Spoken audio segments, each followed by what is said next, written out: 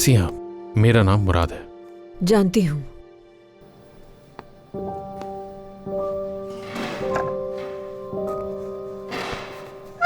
कैसी तबीयत है आपकी?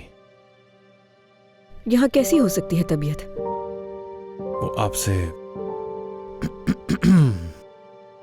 आपसे दरअसल मैंने बात करने के बाद बहुत सोचा इस बारे में, इसीलिए बस मैंने खामोशी से उनके ब्लड सैंपल्स इस्तेमाल करके डीएनए टेस्ट करवा दिया था। लेकिन असल में मैं अब अनम आपकी बहन है, मैं झूठ नहीं बोल रही। मेरा आपके वालिद से निकाह था। उस वक्त मैं काम करती थी उन्हीं के साथ हॉस्पिटल में।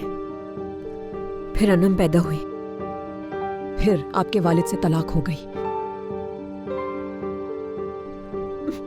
ठीक हो,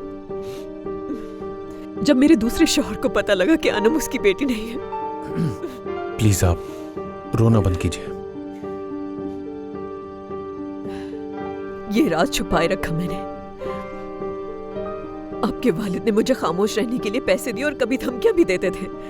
बहुत मुश्किल वक्त गुजारा है मैंने। उसके बाद मैं यहां गई।